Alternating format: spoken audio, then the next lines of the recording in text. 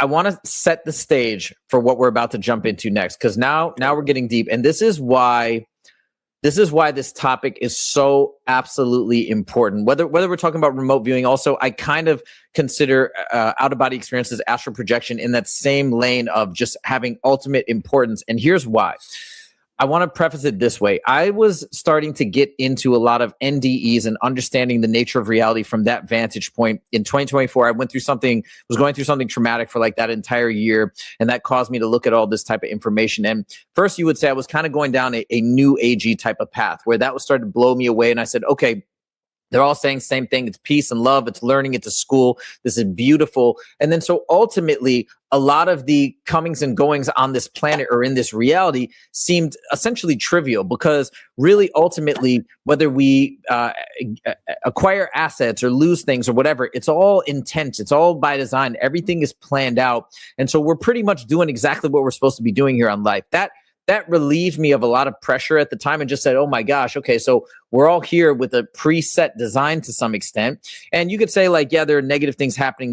They're suppressing information, suppressing energy technology, all the stuff that we've learned about in the world of conspiracies. They're terrible. They shouldn't be happening. But ultimately, when we leave this vessel, when we leave this body, everything is beautiful and everything just wraps together beautifully with a bow on top, and we're good. So, yes, things are very messed up and very problematic on this planet, but once we exit, everything makes sense. And that gave me a lot of comfort. Well, here's where things get interesting. Here's where things get very interesting. And this is why remote viewing and all these different means of accessing information is actually so, so, so important. And this is the things that I've learned in the last several months from starting this channel, which is that if you are saying, certainly there's manipulation, there's control systems in place on this planet, which I think at this point, everybody's woken up to, okay? There's not a single person that isn't like, at least depending on how deep you go, most people are at least saying, okay, like, yeah, now we got to be careful of even the news. I mean, when I was growing up, the news was just gospel, right?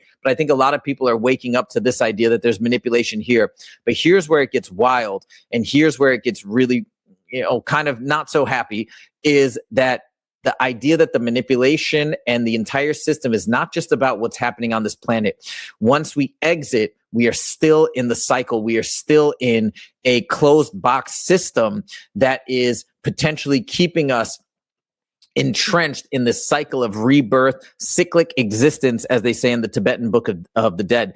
And these means of accessing information is kind of the only way, as far as I know, to really get the full picture and understanding of what's going on. So this is why what we're about to talk about next is so absolutely important. So I'm going to turn it over to Dan.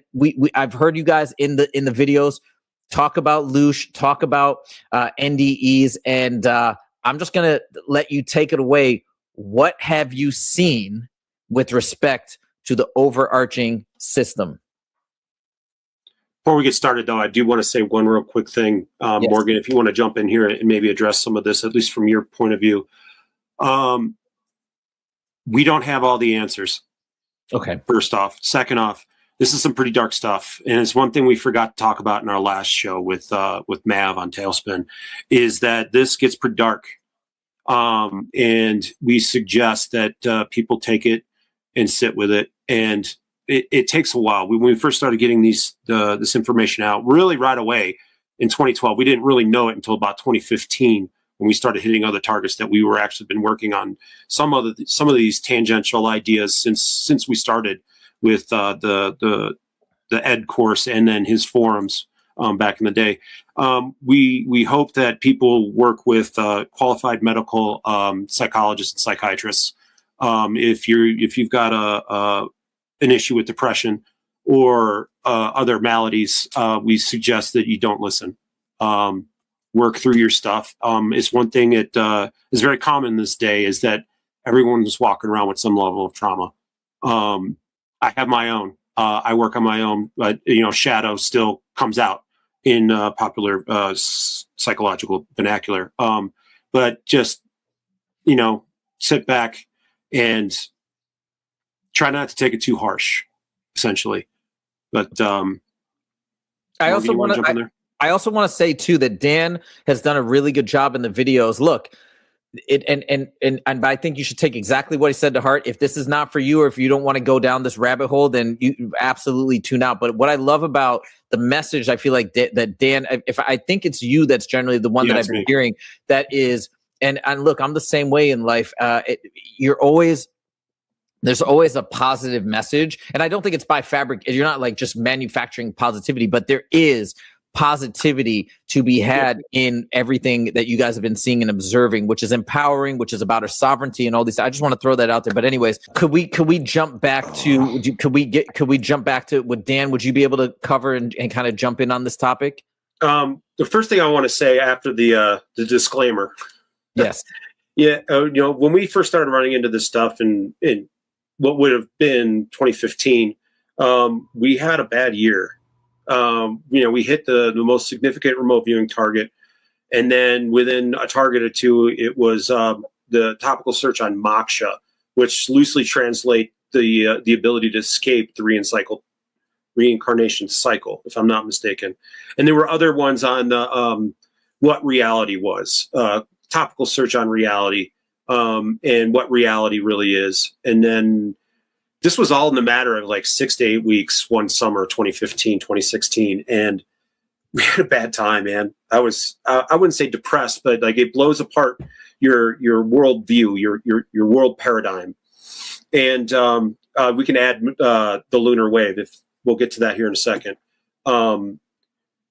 It blows you apart. But, the one thing, and it kind of happened to me when I first started remote viewing, I was not the most psychologically balanced person. It tends to kind of balance you out a little bit, help you understand what's going on up there. So it was a rough couple of months, and it took us a long time to get over the data. The one thing I do want to add here before we start talking about these sorts of things is we were working on the lunar wave. And if nobody's aware of what the lunar wave is, the original uploader, his YouTube channel is Crow777. He's looking at the sun these days. I haven't really followed him too closely in the last couple of years. So you're looking for something about 2015 in YouTube from his channel, where he's got plenty of them, in which he's got a telescope hooked up to a digital camera, and he's literally seeing this optical wave around the curvature of the moon. And that was a target that somebody had put into our pool. And first of all, it's real. It knocked my socks off when I saw that it was real. And ultimately, the result of that particular session was the wave is real, and what it's doing is creating an image barrier, not only for us on the Earth looking at the moon, but the moon looking back at Earth as well. We had... Just to clarify, so you're saying there's a wave maybe of energy or of some frequency being emitted from the moon? The data, there is an atmosphere to our moon. I believe it's mostly sodium and xenon, I believe, from what we looked at post-session analysis and trying to find other feedback for that particular session. Because usually when you get done, you're trying to find feedback so that you can be confident in your results.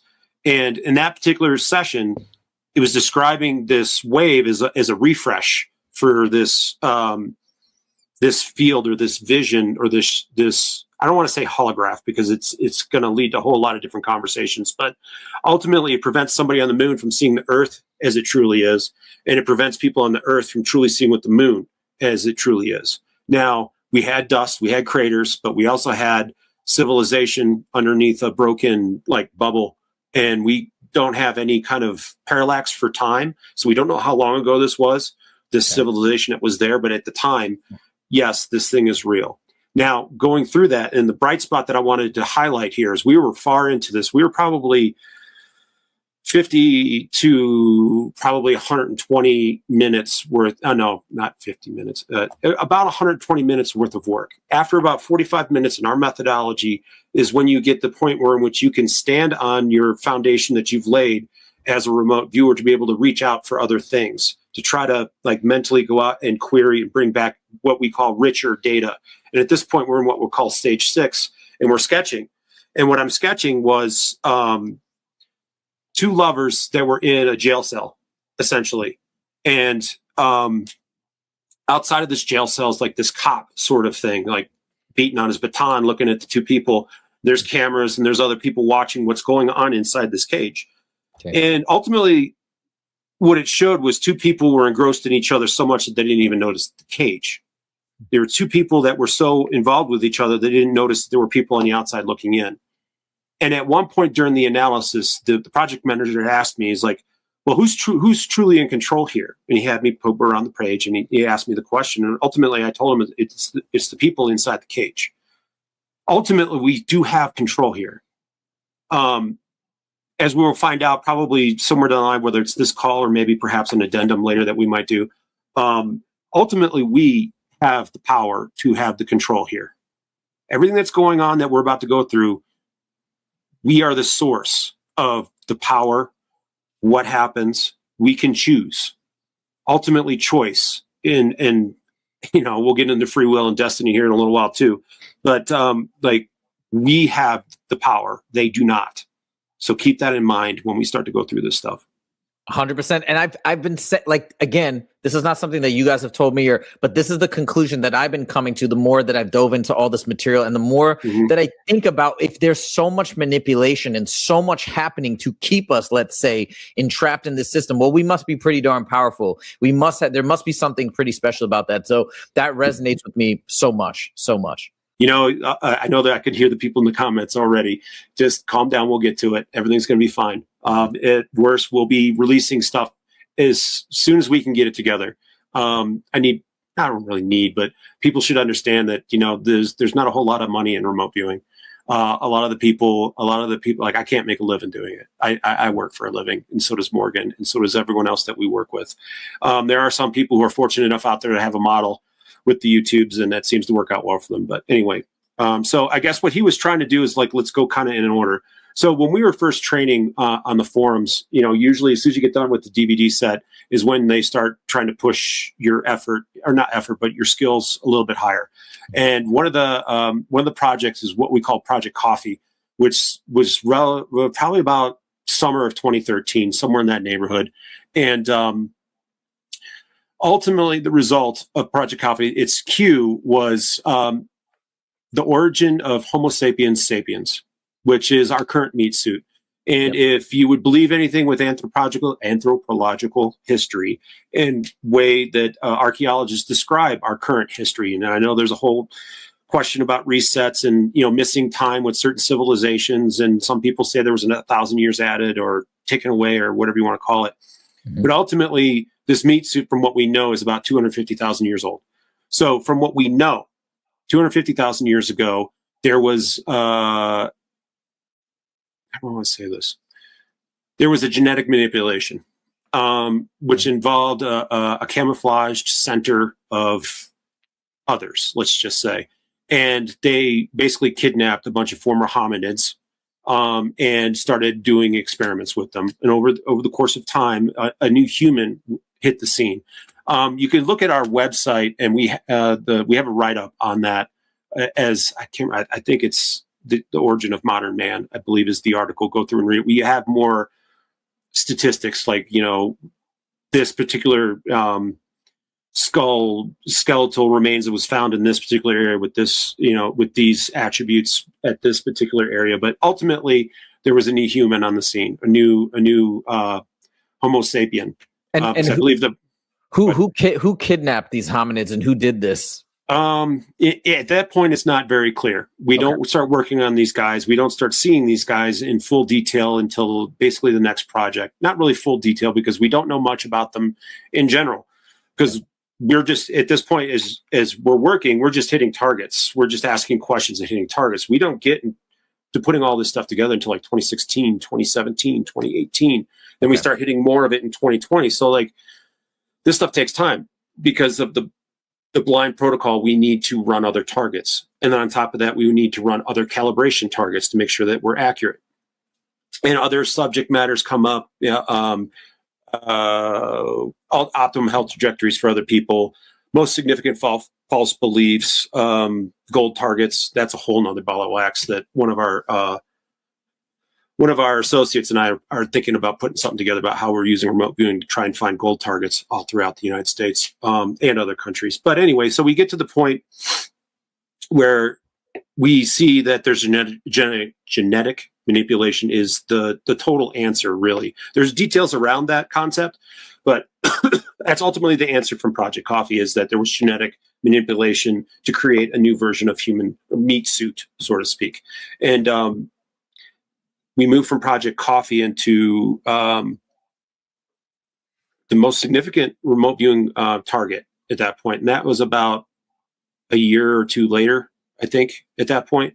And that's when we start getting this idea that the most significant remote viewing target is the light trap, that there are souls that are coming off of these dead, dying things that are being put into a box, and that this light is associated with this box. Okay, it's a little strange, but we all came to the same consensus at the end of this call, that the light at the end of death, at least from what we think as humans, is a trap. Now, I believe Joe McMoneagle has worked something on the light at one point, and he kind of, in his extended remote viewing sort of way, or it's hard to say what he does exactly, and I don't want to get into technical details, but basically he moved to the side and saw that there was an edge to this light, and that there was something on the side of it was projecting the light.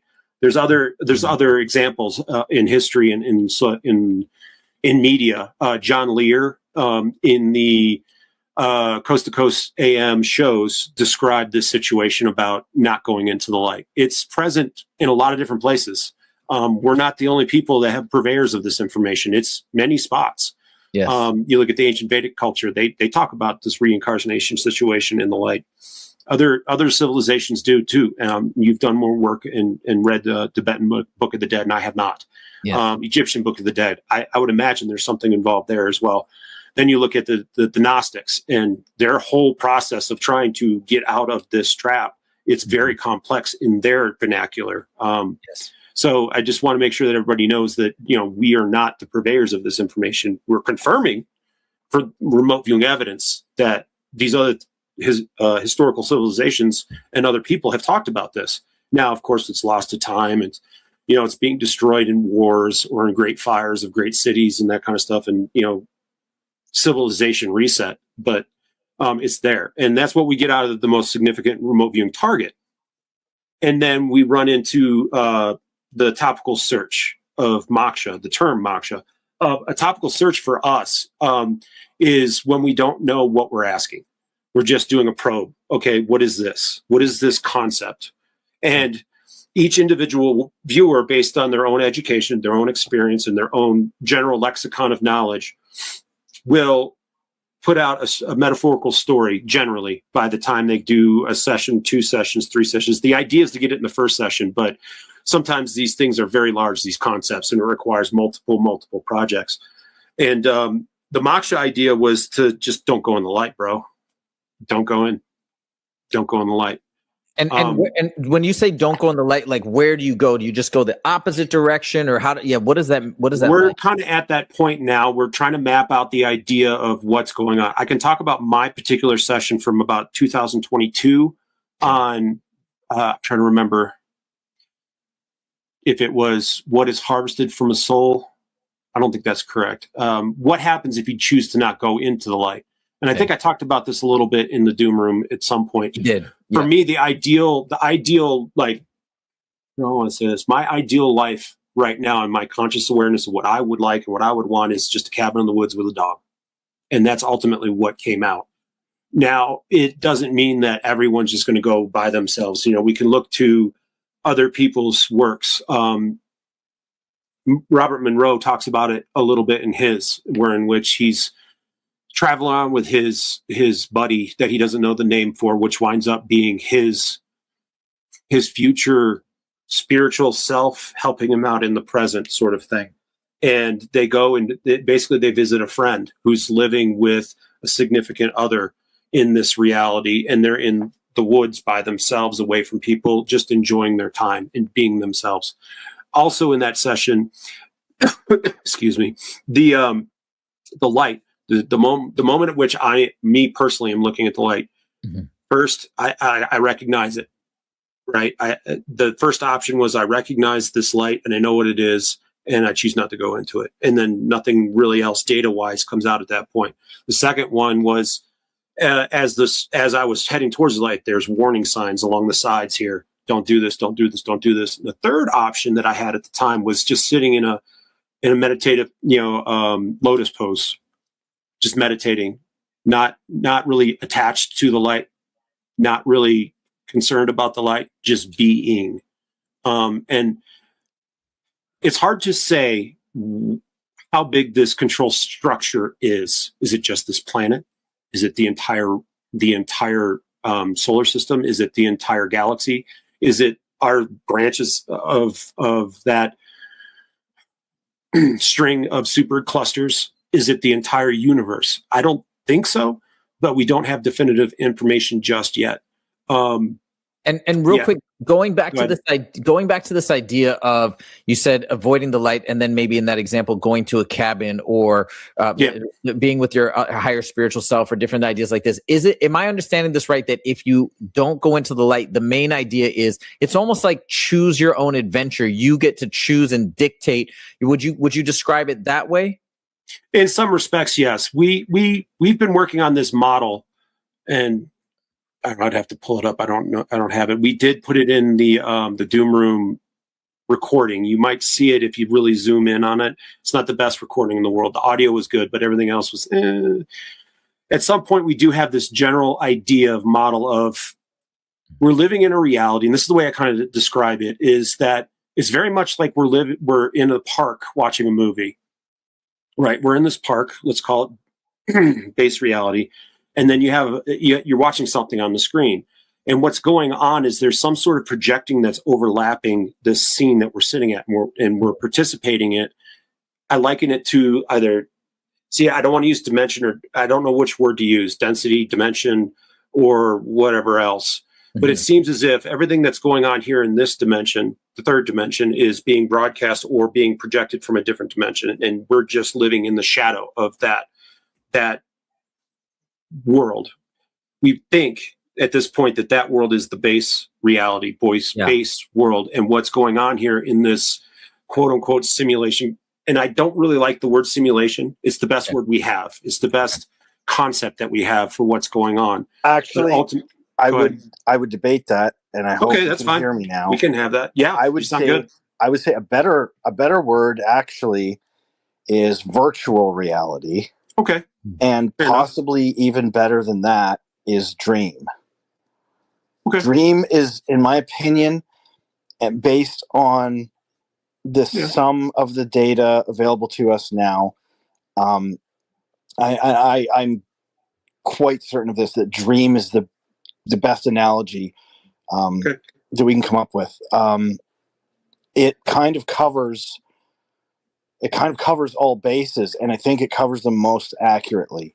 A virtual reality constructed in a dream state is, for all intents and purposes, a simulation.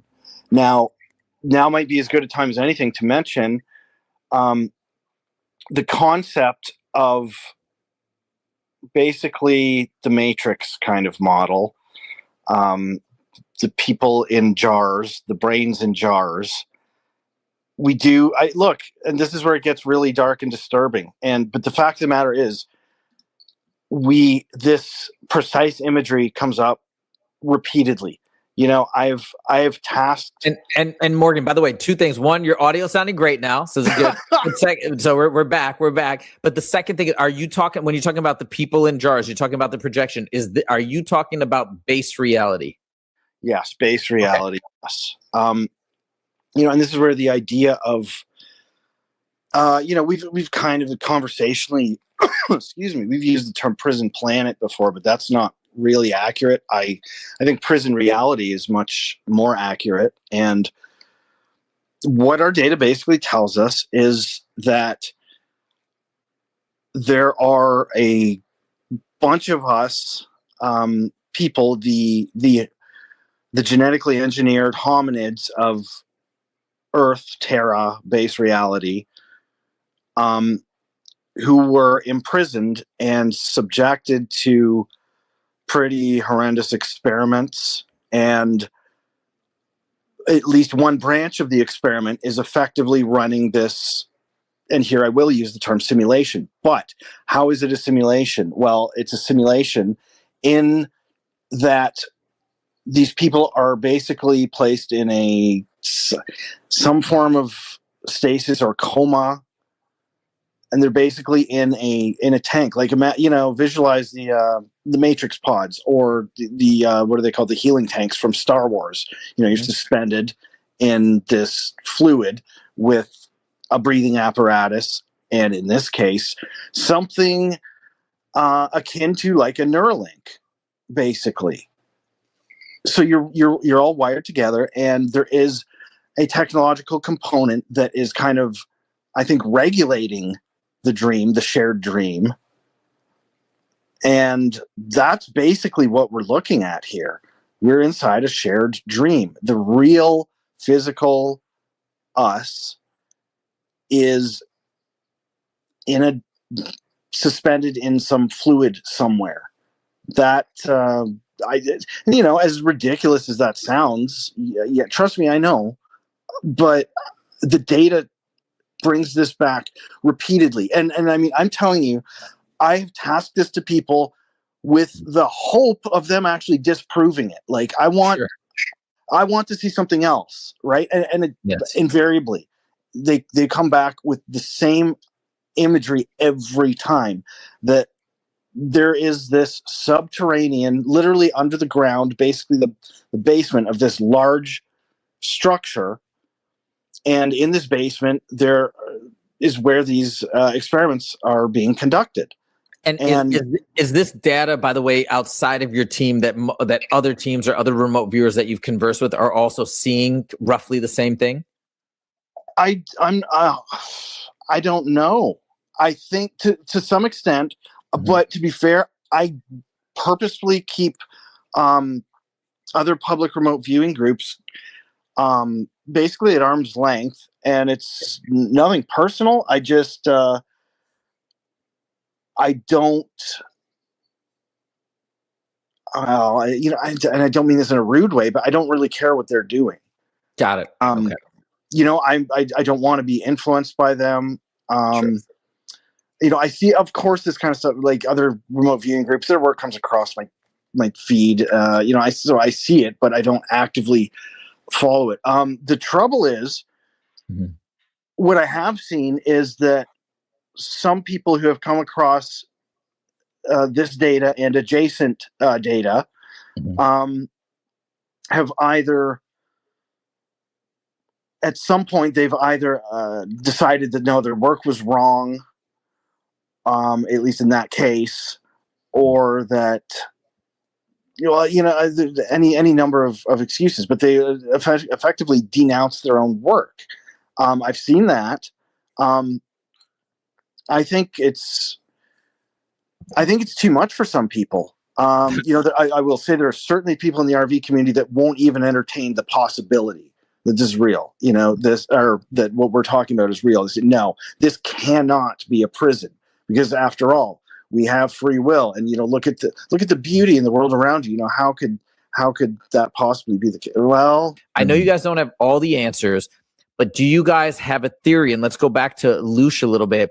Loosh, as well as this base reality, if indeed we are in this dream state, as you put it, Morgan, or if you guys want to call it a simulation, I think as Dan was saying is the best word kind of he can come up with. Why is this happening? And if you guys could also, I'd love to know if you guys could kind of start by explaining. We hear this term loosh. I've talked about it many times on the channel, but if you guys could explain loosh and how it fits into the potential why of this, why the system exists. The very first thing I got to say about loosh is that Bob Monroe's idea of loosh, it seemed to evolve. Okay, as he continued doing further work. So the kind of the general, or the kind of the popular idea is that, loosh is like negative energy generated out of, fear and sadness and just general negativity. There's a whole lot more to it than that, at least according to Monroe. And he is he coined the term loosh. Mhm. Okay, so in all fairness to him, he would not agree with that oversimplified definition. Okay. Now that said, too, I'm not a Bob Monroe expert. I have his books. I've read them like a long time ago. I did the Home Study Gateway program. But I kind of left all that stuff behind, and just in favor of pursuing technical remote viewing, with 100% of my effort and attention. So that said, if we're using the word loosh conversationally, I just really want to be clear about that, because people have complained before that you're not using the term loosh correctly, and it's like, yeah, I know that, but using such a complex term conversationally, it's kind of difficult sometimes. So with that caveat, okay, the concept of loosh, I mean, when we were really kind of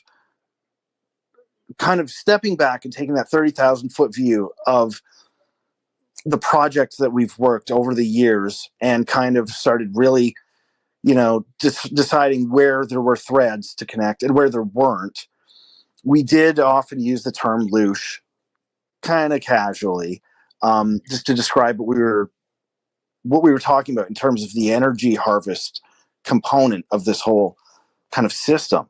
But I think more accurately, honestly, it would be just, it sounds kind of cartoonish, but I guess in my own personal vocabulary, I call it soul power. And it's kind of a half joking kind of a thing, but it literally, like, again, terminology, and putting word labels on some of these ideas is really difficult.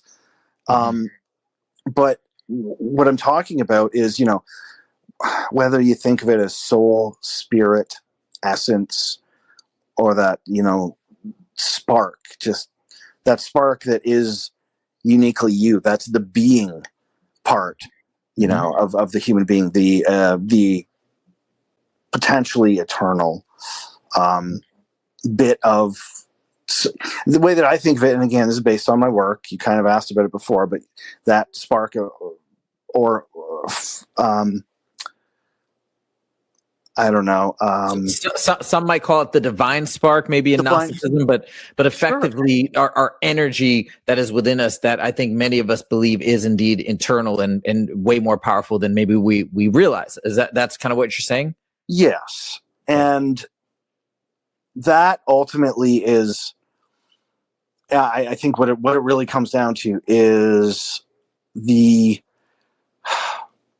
what we were conversationally calling loosh is actually the harvest and I guess probably the best word is exploitation of that divine spark or soul or spirit or essence or whatever. And that's what it is, because that's the ultimate, as far as I can see, that's the ultimate power source. And I watched one of your videos, and you kind of paused on that idea, what maybe we really don't understand what is energy, what is power. And I think that's exactly correct. We have, so many of our questions, if you really take a step back, think about the question you're asking. So many times it's very much framed in a here and now humanistic understanding of things, and I'm not talking about you, I'm talking the royal you, the royal we. But we have a very limited understanding, and we have our technology follows very particular principles of physics, but I don't think it's even debatable at this point that we do not have a complete understanding of physics. No, not even close. Scientific discoveries and major breakthroughs happen all the time. We don't know how consciousness works. If I seem to remember, just a year or so ago, they almost doubled their estimated projected age of the universe. So, the point is that things that are stated as known fact aren't necessarily so. So when it comes to things like energy, you know, we have certain ideas of what energy is and what it means and how it might be harnessed to operate. But the fact of the matter is, there are other possibilities. You know, I want to. Oh yeah. No, sorry, man. No, go ahead. Thanks. I just want to ask a quick question on that point. Is it possible? And I know you guys don't have all the answers, right? Sometimes I feel like I don't want you to. I'm just so fascinated to finally get you guys on an interview because I do have a lot of questions, but I'm not trying to put pressure. I hope you don't think I'm trying to put pressure on you to come up with all these answers to these massive questions. But no, not at all. Is there anything that you guys have seen in the data to potentially imply, right? We're talking about energy, loosh, and the power of the eternal spirit, and that being the objective of this whole system. So obviously we must have a heck of a lot of power if this whole system is built for us and possibly being powered by us.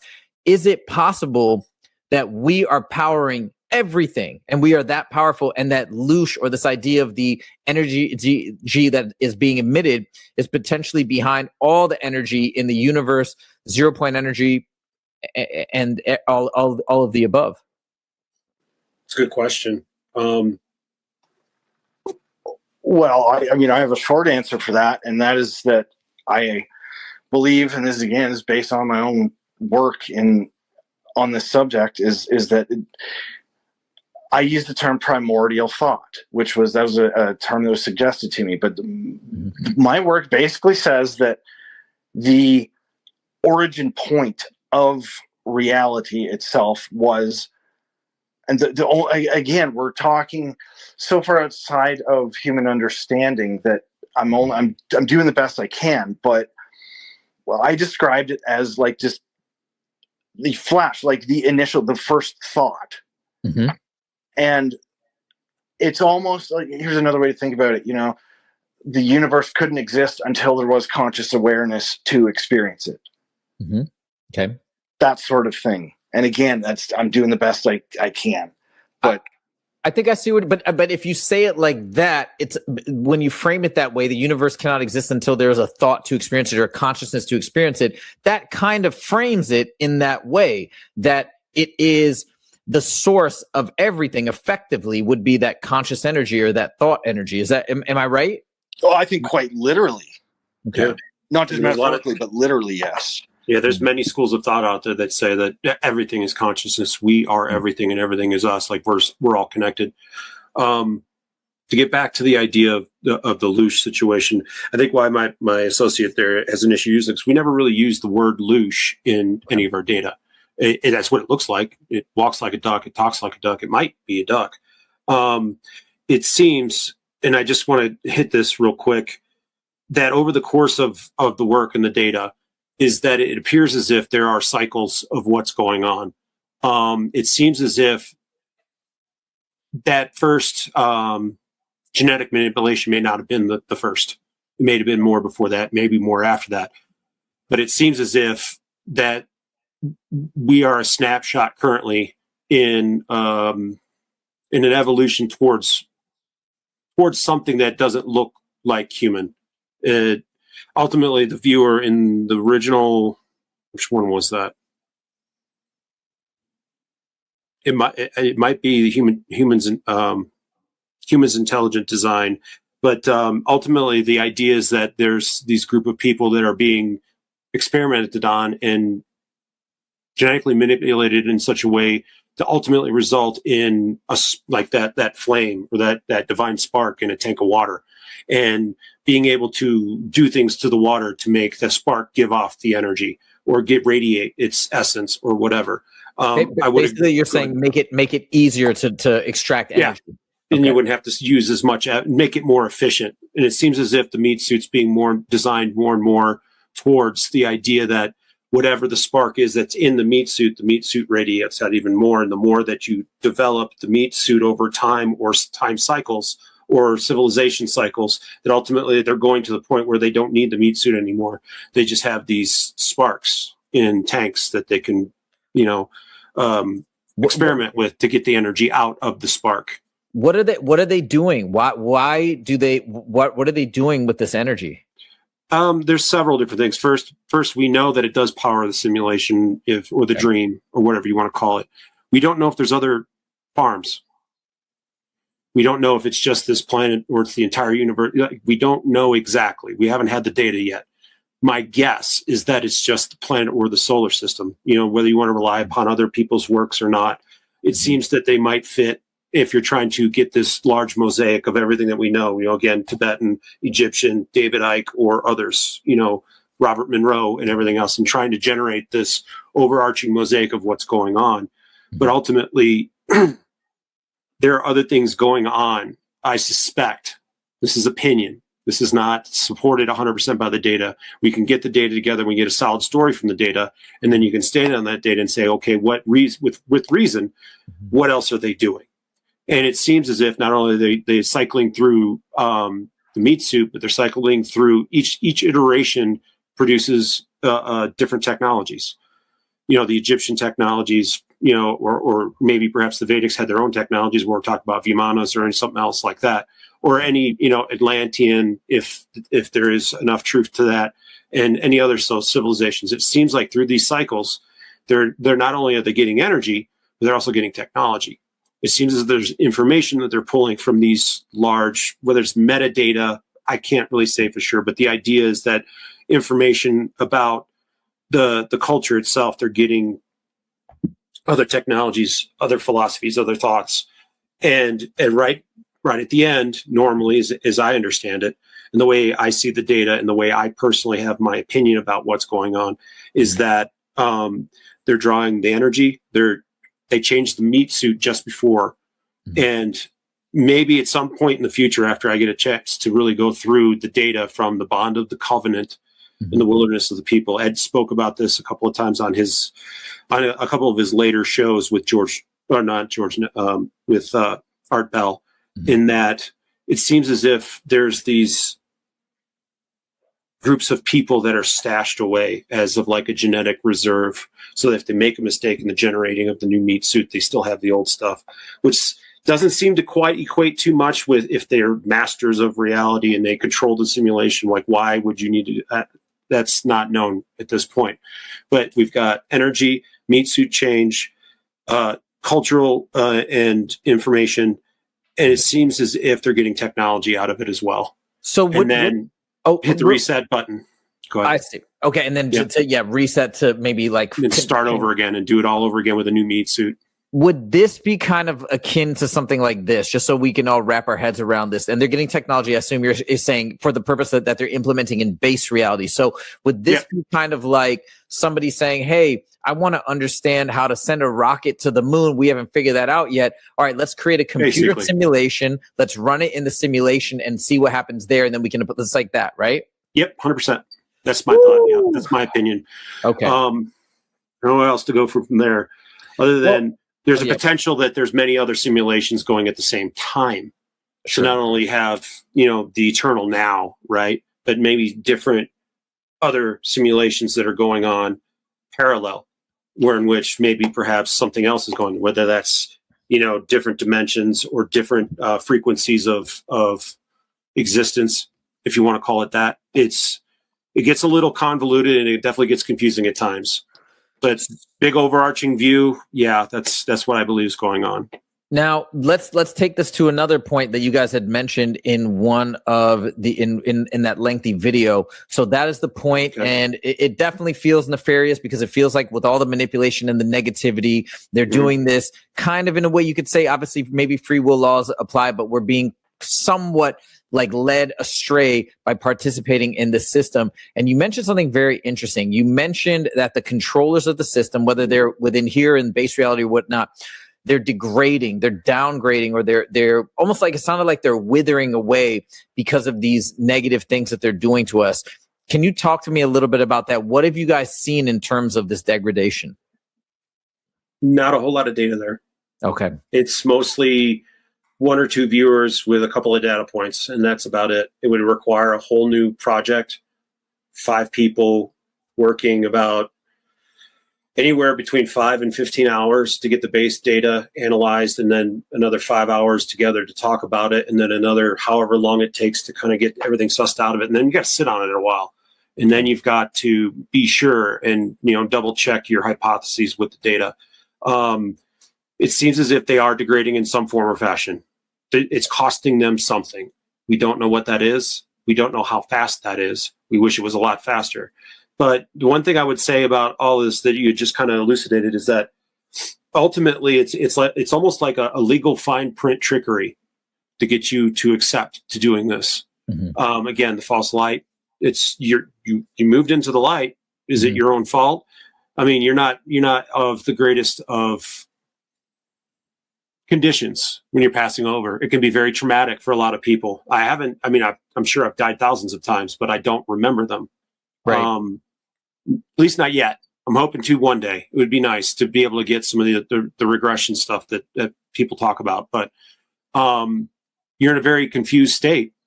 My suggestion is to just stop, calm yourself down, realize what's going on, and then try to remember. There is some hints towards how to go about doing that beforehand, before the crossover. Robert Monroe talks about some of this stuff in, I don't know if it's Ultimate Journeys or if it's his second book, Bar Journeys. But making an educated decision at that point. And as we understand as the day, there are warning signs. Don't go there. Don't go there. Don't go there. But there's also things that are trying to manipulate you into going. Visions of dead relatives. Warm, fuzzy feeling. It's already starting to pull you in. Religious figures. Yeah, religious figures. Other sorts of things, and sure. A lot of that information is not in my purview. It's when I just talk to some other people like yourself who's done a fair amount of work into NDEs and those sorts of things. But ultimately, the idea is to stop and maintain your sovereignty and be very careful about what you choose to do next. We're going to end on this because I know, look, I'm a big fan of, me, right? Guys on this channel, I'm a big fan of positivity and just trying to push that because it's good for us, it's good for ourselves, it's good for each other. And ultimately, by the way, I'm not talking about artificial, I mean real positivity. And there is positivity to be extracted in this whole narrative of what's happening. So I'm going to turn it over to Dan and ask this final question. For those of us who may be listening to this information, may be blown away by it, the one thing that you do talk about is that ultimately we do have sovereignty. We can, if we choose, exit this cyclic existence, as the Tibetan Book of the Dead says. How do we do that? Take it away. Is that too much? No. Yeah and no. We've talked about it a couple times tonight that we're the power source for all of this. It's a natural reoccurring cycle that happens that's been corrupted. And ultimately, the reason why it's been corrupted is to get at our energy, at our source. Now, you could probably argue that there's lessons involved with that, but ultimately, we've got this idea of the spark inside the meat suit that generates the energy that they're taking. I had several experiences. One that I remember intimately was the end of a 6 or 7 year relationship, and feeling some energetic things in the dark night, so to speak, of that relationship. And I've had some physical experiences. I see the data, and I keep hearkening back to that same lunar wave data that we had. That there's two lovers that are in a cage. There's a cop outside, doing something with his baton. There's cameras. There's people watching, and ultimately they don't care what's going on around them because of what they've got on the inside, and not only figuratively but actually. Ultimately, we have the sovereignty, we have the choice, because they have to trick you into this because of the legal fine print that might have been the downfall of the planet at some point before humans or some former version of humans, or even the essence or the spark of God was put into this, whatever we call this, dream, simulation, pit, whatever you want to call it. Ultimately, we have the choice, and ultimately, we have that moment of death, that moment of release, where we have the opportunity to change it. We have the opportunity to make a different choice, have the opportunity to not go in that light and to obey those warning signs that are there. Observe it, try to calm down because you're in shock, because you're in a very difficult and new situation, at least for this lifetime. And hopefully you can be of the sound mind to make the right choice. And even if you do, you may find yourself in another catch point. We've got this whole idea from, Egyptians or the Gnostics, or even as far back as something like Thoth, where they got this whole plan of how to navigate the underworld, or how to have the right names to call off and open the right portals and the right gates. I hope it's not that difficult. I hope it's just as simple as saying no. And I'm going to go over there and I'm going to hang out. I'm going to meditate for a little bit, and then I'm going to make the right choice.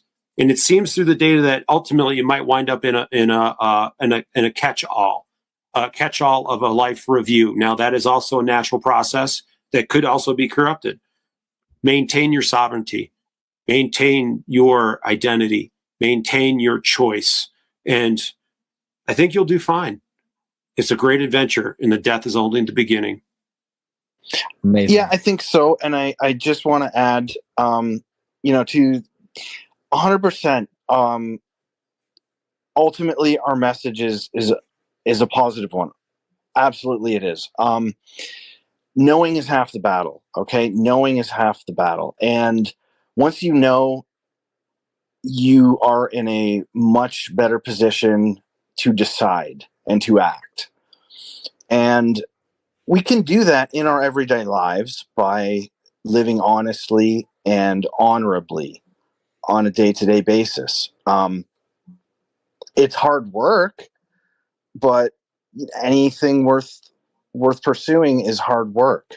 Remote viewing was and is hard work. It was absolutely worth it, all day, every day. And to that end, I think that considering these things, using and developing your ability to discern, to really pierce the veil and see things for what they are, expanding your perception is something that you can do. You can do that starting today, and you can do it every day. And if you do so diligently, you will start to see advances in that arena. And that, I think, is the first step to true personal empowerment. And that's ultimately what Intuitive Underground is all about, is individual empowerment, sovereignty of the individual and of us as a species.